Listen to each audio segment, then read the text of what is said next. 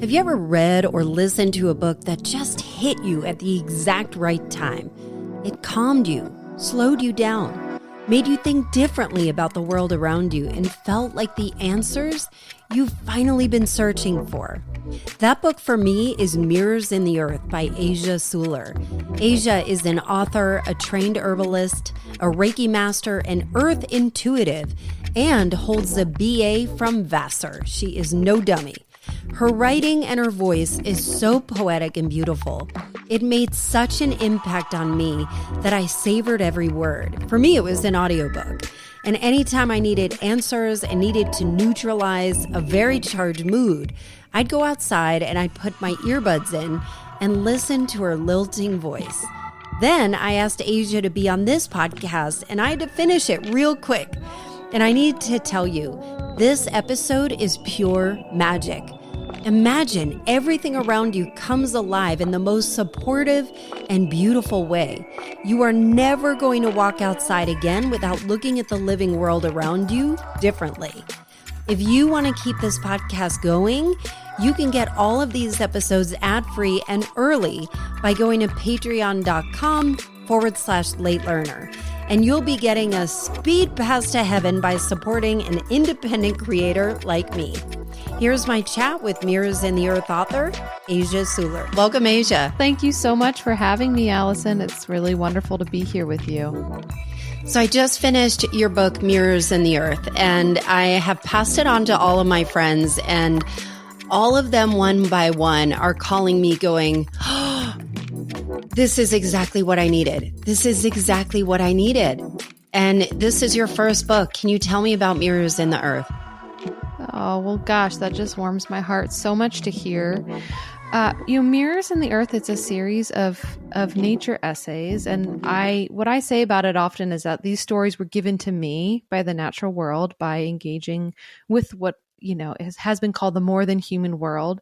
And they're stories that help us to see ourselves, to understand who we are, come to learn who we are, accept who we are. And through that journey of self-acceptance really come into our gifts. So what I have heard from the earth and what lives inside that book is this understanding that the earth wants us to see ourselves and see our goodness, because this is how we access the gifts that we were meant to bring to this world to help this time, to help in this moment of great change and transformation. So from this perspective, the earth is really invested in us seeing ourselves, in us learning true self-compassion, because this is really how we step into co-creating with the earth and co-creating this next era that is underway. And so the title Mirrors in the Earth came from this concept and from an even more specific concept of this idea of the earth as a parent mirror.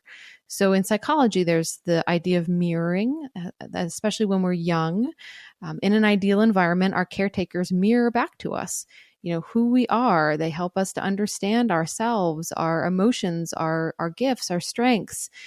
And yet most of us, I would say, did not get the kind of mirroring that we really needed to be able to truly see ourselves. But what's so beautiful is that the earth is a parent mirror who never forsakes us, who is always here for us, who is always ready to reflect back to us the truth of our own being, the truth of our goodness, and the truth of our belonging. This is such a huge reframe, and something that I live in the city. I live in Atlanta. One of my very favorite places where I feel the most home is Asheville, which I believe you live in the West Mountains of North Carolina. And one of the things that really stood out to me about your book is the thought of invisibility. And, I think you did such a beautiful job animating nature in a way that felt sentient. Like it felt like it was, it felt like it was alive, even though, of course, it's alive. But we're so self-absorbed, as we're walking through the world with our heads down and our heads full, with our eyes down and our heads full. And the thought of invisibility, that as busy as we are in our heads, and something that really stood out was how we feel like, do we matter? Are we invisible? And the way you brought the forest or nature or birds to life was beautiful. How do you explain invisibility? Yeah, I think we all go through periods of time in our life, sometimes even most of our lives, where we feel like we are invisible, like we're unseen. Whether that's literally feeling like we're not being seen or, like people don't notice us, or whether that's feeling like the essential essence of who we are is not seen and not understood. And in the book, I talk about going through a period of time like this of feeling really unseen, and of different times in my life where I felt that way, and how hard it is, because as humans, we were designed to live and grow in community, and that being seen is actually essential for our own unfoldment. That it's not being high needs to want to be seen or to need to be seen. It's an essential part of what it means to be a human being. And yet often in the human world and human environments, we don't feel very seen, or not seen in our fullest. And what is really amazing is that the earth always sees us, and is always there to help reflect back to us the depth of our own multidimensionality. And I talk about an experience in the book where I had just gone through a breakup and had decided to move really far out in the mountains in Western North Carolina off a road called Lonesome Mountain Road, if that gives you any idea of what it was like out there. Right. And I was living by myself out there and was just going through a time, right, where I just literally was not being seen by anybody except for the postman who would come around every day. I wasn't going out. At the time I was really working on my business. I had left my job and I had decided I was going to, work on my business full time. I basically didn't get out of my pajamas most days. And I just was going through one of those times in my life where I felt totally invisible. And this one morning I woke up and I heard this tap at the window. And when you're kind of half in and out of sleep and you kind of think nonsensical thoughts, I was like, oh, there must be a small child crouched outside my window, which then I'm like, okay, I'm living on the top of like a hill in the mountains where no one's around. It's probably not a small child. And I opened my eyes and it was this beautiful saffron finch knocking at the window. And it was just one of those moments where almost like it feels like a prayer has been answered, and you put something out in the world with kind of the fullness of your heart and this feeling of desperation of like, I need help. And then I woke up and this finch was knocking at my window, and I looked and I looked at him, and he looked back at me. Like he looked back at me and tapped the window again. And I just was flooded with this realization that all this time that I had been thinking I was invisible, I was being seen by the living world, that I'm seen by the birds who are coming to visit my window, that I'm seen by the squirrels who are looking to see if I drop any of my sandwich. I'm seen by the deer who are roaming the woods. I'm seen by the trees. I'm always seen, and I'm never not accepted as part of nature. The earth doesn't think that there's a difference between human beings and the rest of the living world. We are part of the fold. And so we are always seen, we are always accepted. And in that same chapter, I talk about learning in a birding class, this concept that the birds actually know that we are in the forest and will often send a call down through the forest to let the other birds and hence all the other creatures in the forest know the moment you step onto the path. And so sometimes what we're hearing, those calls in the forest, are actually calls about us, which just totally blew my mind when I learned about that. And so, yeah, for me, it has been a place of huge solace to just realize that no matter what I'm moving through, I am seen by the earth, I'm held by the earth, and it is always a place I can go to connect with the more than human world, that I can go there to be held, to be understood. I think what's interesting about that, at first when I heard that, I thought, it sounds a little self-absorbed that the whole world is conspiring around you and noticing that. But then you said over and over again in your book that self-compassion is a form of ecological healing. Good Lord, can we let that breathe for a minute? Self-compassion is a form of ecological healing. What does that mean? When we have compassion for ourselves, we are very literally holding compassion for the earth. We are made of earth. We are made of the elements. We are made of water. So when we have compassion for ourselves and love for ourselves, that is a way to love and hold compassion for the earth. So that's at its most foundational. There's that. But then there's also the realization that we cannot give the fullness of our gifts, our inventions, our visions, our creations, unless we have self-compassion. If we do not have compassion for ourselves, we're going to be constantly cycling through times and loops of self-judgment, which if you've ever been in one of those loops, which I know we all have, you know how highly uncreative they are, right? Like you get so stuck in this hole of self-judgment and self-deprecation that it can be almost impossible actually to really step out into the world with what you have to give and what you have to share. And so from this perspective, you know, the world as a sentient being, the earth as a sentient being, which is something that, you know, indigenous people around the world have believed since time immemorial, and that in the Western world, we're still kind of wrapping our mind around again, this idea that the earth is a sentient being, that this sentience we call the earth deeply cares about us and wants us to come back into caring about ourselves, true care, true self-compassion, right? That is the opposite of narcissism. And I think that this is really important because what we see around the world as the deep harm, the deep ecological harm that humans are causing. Yes. You know, this is coming from, you can sort of identify two themes at play, trauma and narcissism, and they're very much connected. Narcissism can often arise out of trauma as a reaction to trauma, especially intergenerational trauma.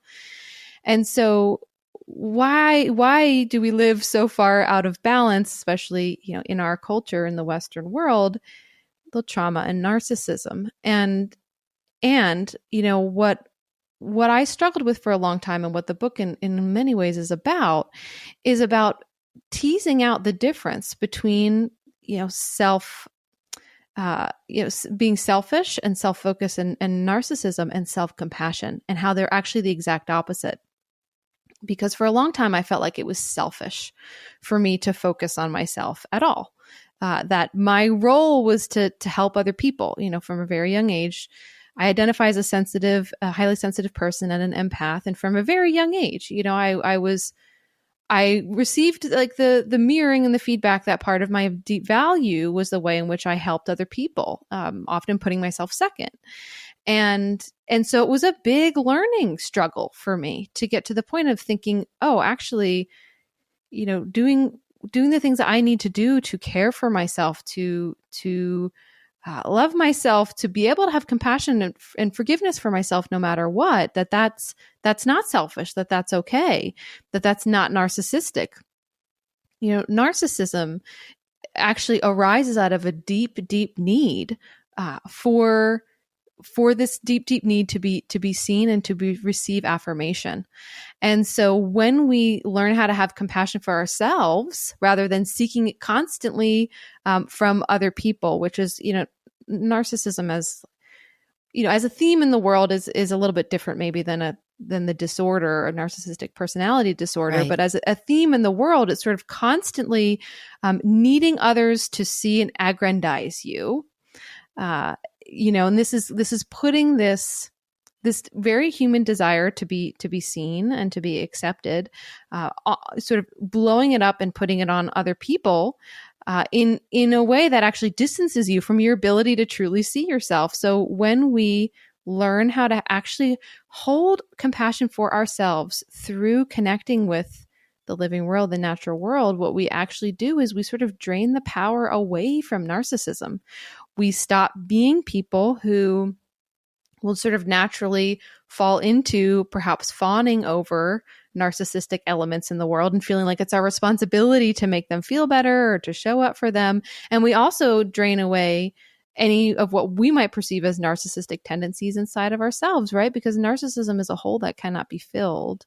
And self-compassion is the exact opposite. It's being willing to fill your own cup first and to know that you are unconditionally loved and accepted by this world because you are a part of this world. You are every bit as loved and accepted as the oak tree outside your window or the river that you go walk by. You are no different than these natural elements of the world. And so coming home to this space of acceptance and belonging is your birthright.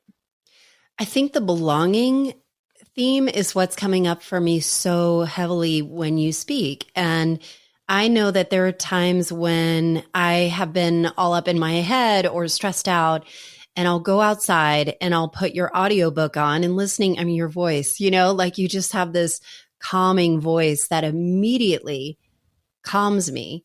But I think what's interesting about this is that what I noticed that when I would go out into nature, whether it's like a little hiking trail that's nearby, it doesn't have to be somewhere grand or, Arizona or Sedona or something, but just being in the woods or kind of tuning into the birds, all of a sudden I would feel whole.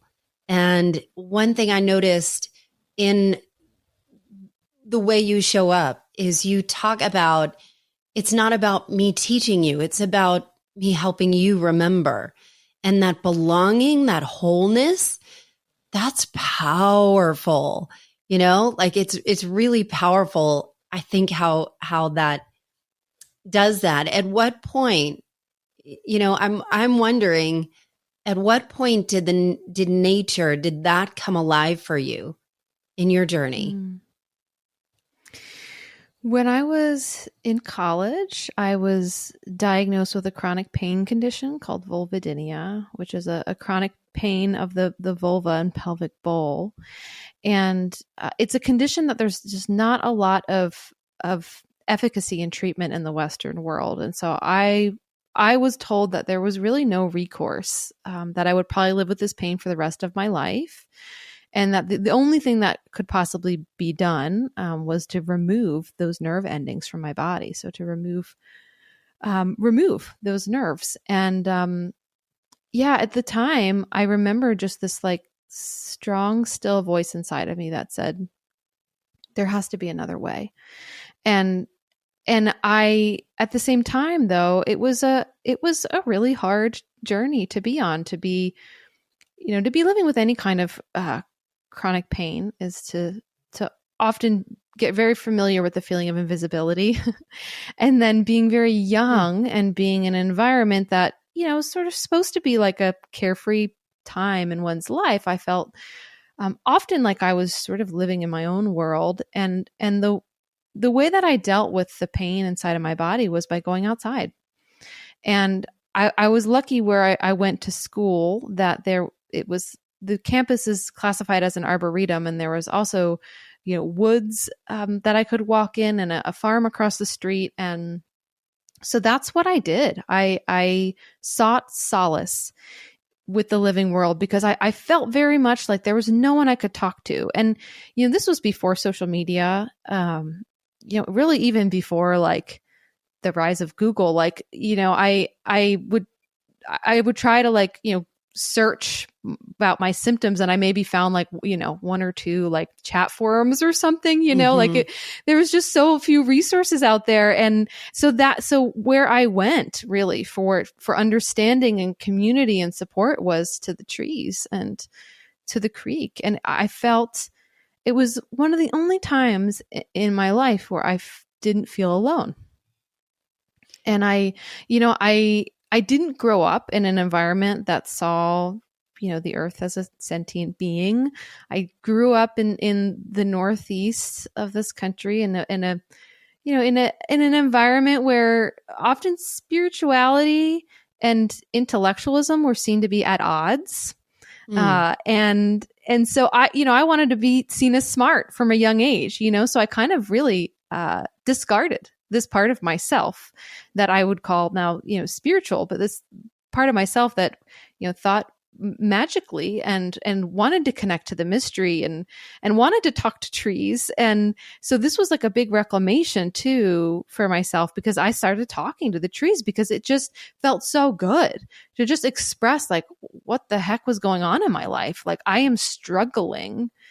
And, I just remember bringing like the fullness of my heart into the woods. And while I didn't hear like a voice on high respond, what I did feel was this sense of like embrace from the world around me, and this sense that I was held, that I was seen, and that things are going to be okay.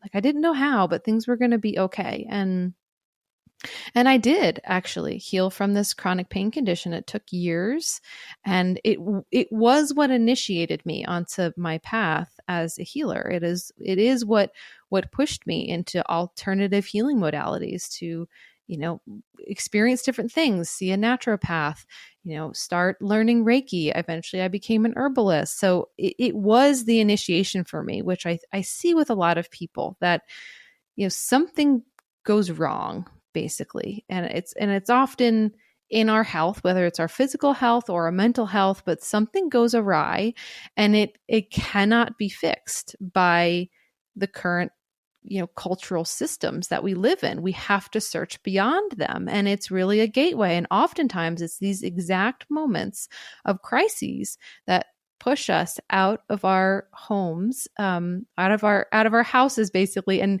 back into our home in the living world, and to reconnect with the earth. And so that's really what happened for me. And I see that, I've worked with thousands of people around the world, and I see that over and over and over again, that these crises in some ways are designed to help return us to ourselves. This is where I want to dig in. And there's something that you said in your book, and I immediately went to my Google Doc and I wrote it down, and somehow it didn't save.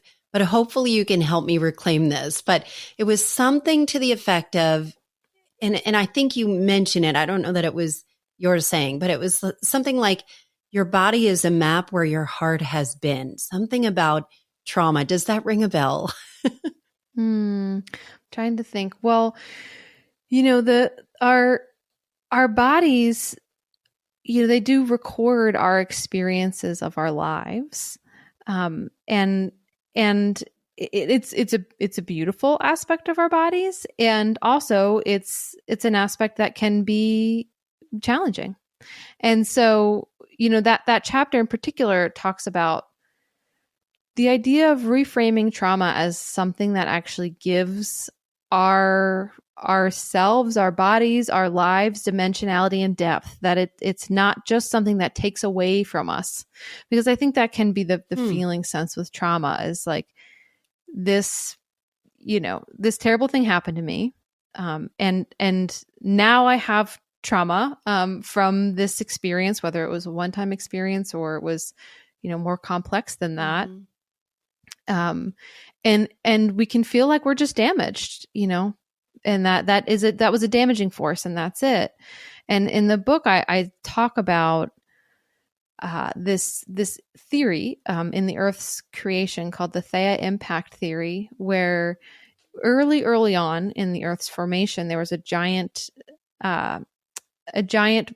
celestial body that hit into the Earth, and its name was Theia. And it was an impact so large, it literally turned the entirety of our Earth spontaneously molten. This is how huge this impact was. It completely changed the nature of the Earth forever. And it set us slightly askew in our orbit around the sun. And what happened with that being set slightly askew is that it actually created the ability for us to have so much more diversity on Earth. Like if we didn't have that slight tilt, we would not have the seasons as we know it. It would be either very hot or very, very cold. And basically the Earth would be not very inhabitable. And so for me, it was a beautiful metaphor of understanding that these impacts that come in and shape our lives, including impacts early in our own formation, that though they were disastrous in their own way, the impact of how the aftermath of how we responded to that impact, how we have healed in its wake is beautiful and distinctly life-giving. And it's what gives us our specific seasonality, contours, diversity. You know, I would not be sitting here talking to you right now if I hadn't gone through that experience of chronic pain, if I hadn't experienced the trauma earlier in my life that was a contributing factor to then developing chronic pain. And, I say that even as part of me wishes, obviously had never experienced these things, but I say that. And I also recognize that it's part of now the beautiful dimensionality of who I am, the depth of who I am. I don't think I would be as deep of a person if I hadn't been through what I've been through. And so, yeah, I think it's helpful to remember, especially when it starts feeling like your life is defined by these events that you perceive as having taken away from your gifts or from your light or from your potential or from your ability to look back at the earth's own formation and see that there's another way to tell the story. I love that description. And I imagine it's hard in practice, especially when you are suffering or struggling or in pain. And one thing that really struck out to me, you gave a lot of examples of ways to kind of co-partner with the earth or partner with the earth. And one of them that I just loved, and maybe you can share the story, is how the earth can actually take your pain. And a practical guidance that you gave is like, you can scream into the earth, like you can literally give your pain to the earth and what it feels like. And you had an experience like that. Would you mind sharing? Yeah, well, one of the sort of examples or invitations that I give is to literally dig a hole and yell into the hole, like really just sort of like let it all out. And, I'm not sure if this is the one experience you're referencing, but in that chapter, I talk about a moment that I had actually sitting out underneath the moon where, I was just really coming back into this spiritual connection with the earth, and with nature. And I remember I would sneak out of my dorm room, so my roommates wouldn't know what I was doing. I would sneak out and I would go into the little patch of woods near our dorm on full moons, and I would sit with the moon. And, I was like sort of embarrassed at the time, like I didn't want people to know I was doing it. And I went out and I was sitting underneath the moonlight, and I just felt all this heaviness inside of me, just deep sadness for everything that I had been experiencing the past, few years of chronic pain and just trauma rising to the surface to be addressed. And I just decided in that moment, I said, you know what? I'm just going to speak all of this out loud to the moon.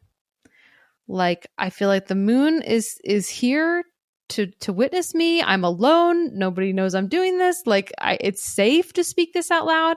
And there were so many things I hadn't even allowed myself to say out loud, just about how much I was struggling. I kept a lot to myself, and it felt so healing to just express just how much pain I was in, how much I was struggling, how unfair it felt, how sad I was, how hard life felt like it was. And I just remember as I was pouring my heart out, looking up at the moon and just having this sense like this moon was this grandmother with this like illuminated face shining down on me. And as I spoke, I could just literally feel this pain and these worries like lift from my body. And I felt that they were being received. And I remember this deep sense that came fully into my body, flooded me like moonlight, this deep sense that one day everything would be okay. I just remember like this, as if she was speaking to me, one day everything is going to be okay. And I look back on that now, and I can see that I was really receiving from, in this case, the moon, which originally was part of the earth, from the moon, this message that I was seen, that I was held, that my pain was seen.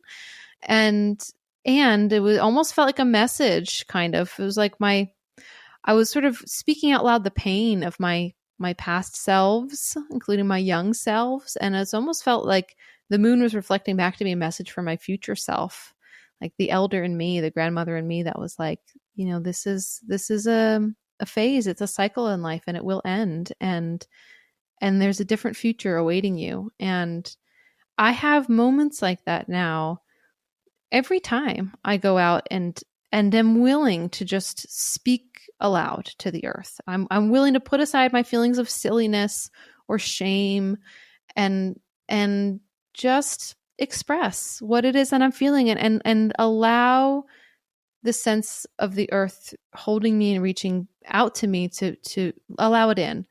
And with that nearly always comes this sense of profound hope.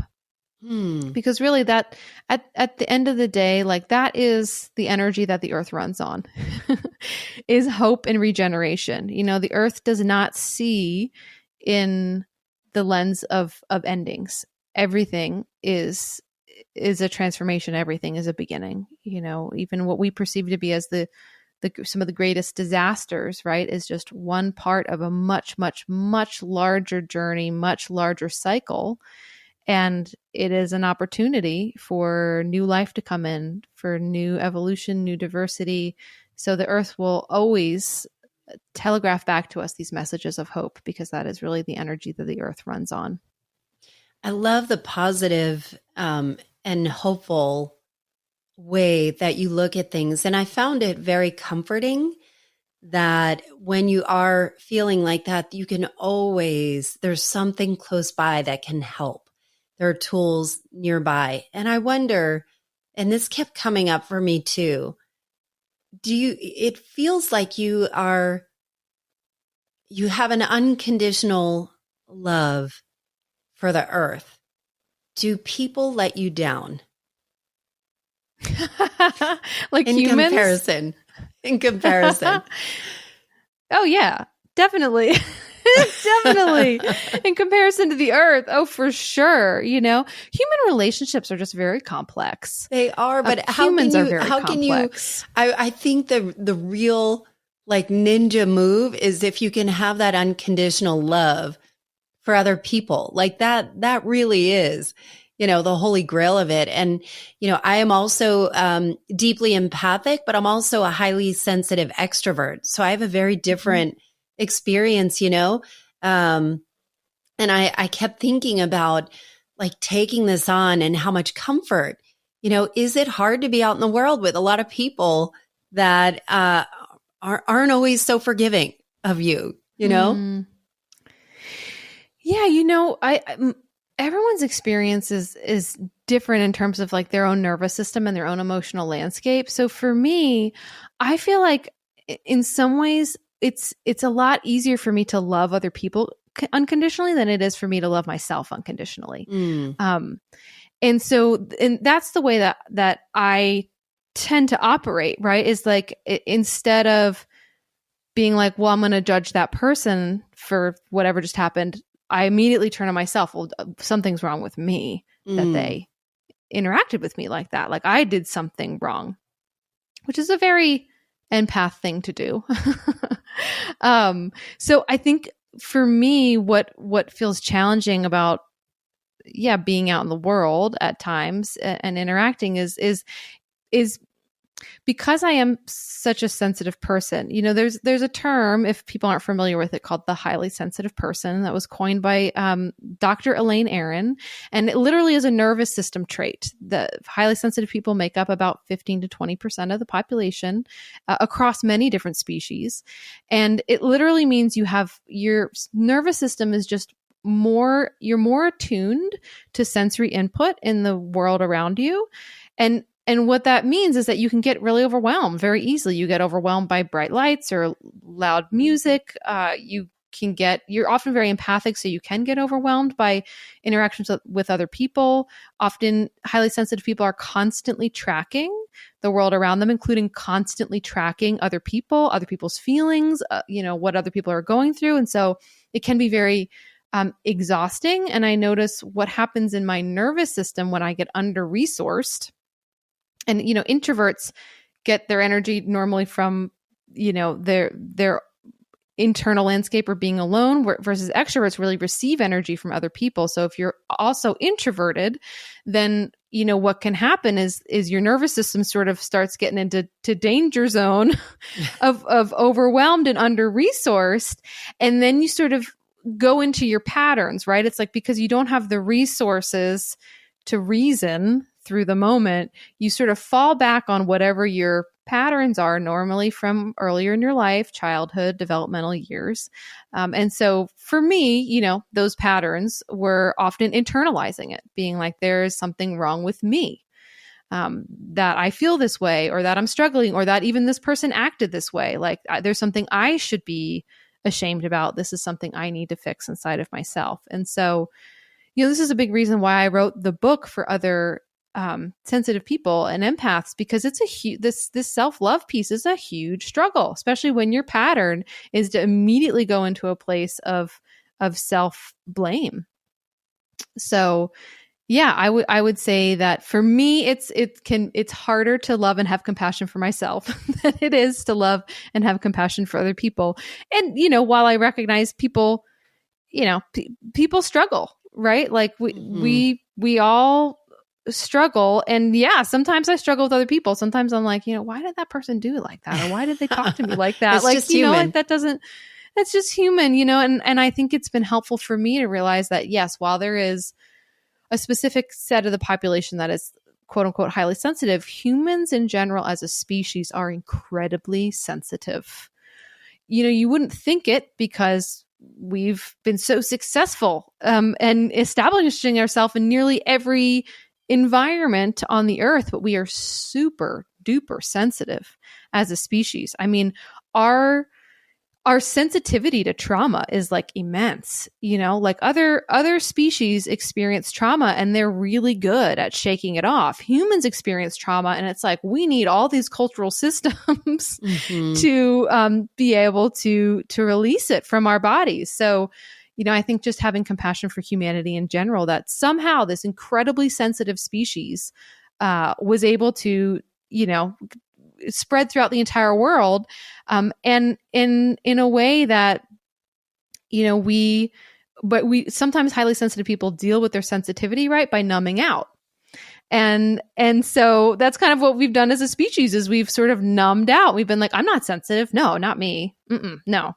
Like humans aren't sensitive. No, they're insensitive. It's the exact opposite, actually. We're so sensitive. That's why we've had to numb in all the ways. I think that's an astute observation. And I think you're right. And especially with trauma, big T trauma, little t trauma, narcissism, there's a lot more that's in our cultural landscape. And something that you talk about a lot in your book is like, we collectively, culturally, are signed up for this transition team to make more room, to be part of the healing of the earth and the healing of ourselves. Something that you said that also struck out at me is, you don't call it a higher self, you call it a wider self. What does that mean? Yeah, this was a term that came to me when I first started teaching over a decade ago. And it really stuck with me, because the term higher self, it implies some sort of hierarchy, right? Like there's a self that's above me, which is, sometimes that works for people. I love the term wider self because it's something I'm a part of. It is a part of me that is much wider than my current knowing and reckoning, and yet I am within it. I'm not separate from it. There's not like a floor separating us. I'm not on the bottom floor and they're on the top floor, right? It's almost like instead I'm at the center of the heartwood of the tree, and the tree is my wider self. And And in this way, you're always held and you're always within this wider part of you. And it also can sort of reference the wider self's ability to see the wider picture, that there is this part of me that sees and understands the wider picture in a way that I cannot see from my perspective, but I can trust that they are seeing this. There's so much self-compassion in all of this that's kind of built into this. I imagine this could be like a love letter to yourself, and you also talk about us being sacred volunteers. What do sacred volunteers mean? Yeah, it's exactly what you said before about like, we are coming here to be part of this transition team here on Earth. We were born for a reason at this time. It is not an accident. The Earth requested your presence at this time to be a part of the dream of the Earth and the dream of healing. The Earth is a much older wisdom and sentience than us. And the journey is much, much bigger than certainly our lifetimes or even the lifetime of humanity. And yet we have a very specific role to play. And so there's no accident that we're here now. And in ecology, there's this concept of volunteer plants. They are plants that come in after there's been devastation. So after there's been an earthquake or a landslide or a clear cut, there are plants that will come in and start rehabilitating the soil and the air to make it hospitable for other life again. Now we're very familiar with these volunteer plants because most of these volunteer plants are the weeds that we see around us every day. If you go for a walk down the street and you see a dandelion growing up between the cracks of the concrete, that is a volunteer plant, right? And if you just let that dandelion sort of do its thing over time, what it would eventually do is grow more and more, shed more leaves, create more compost, and start helping to create an environment where cracks can form in that concrete, where soil can be recreated, where a tree seed could be planted and the roots could grow and break that concrete right open. Wow. So volunteer plants actually help reclaim the land. So in this way of thinking, those of us who are being born right now are volunteers. And we might at times, not value ourselves, right? Because we think we're as common and as unimportant as the dandelion before we realize that these very, weedy species are the species that are going to rehabilitate our world.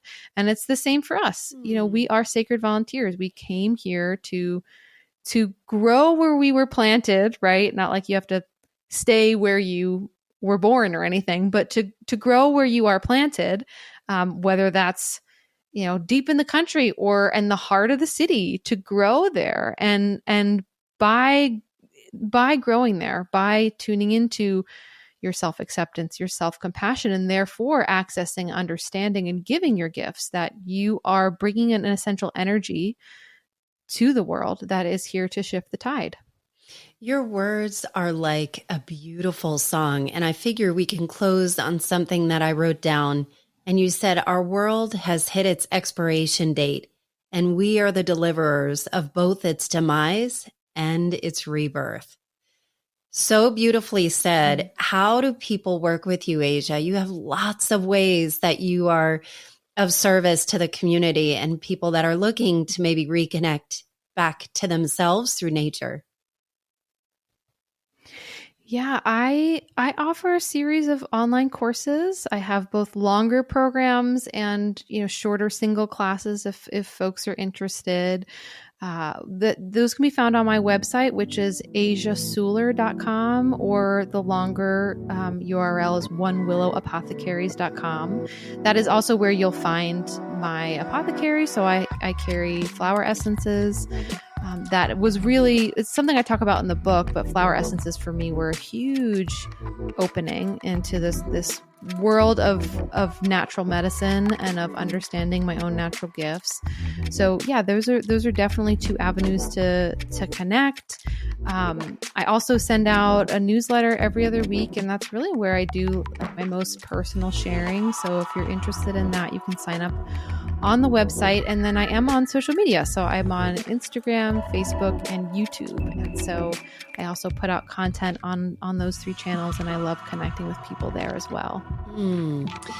I love something you said. You said, my goodness was not in question. I was seen. And that is how I feel. So thank you so much, Asia.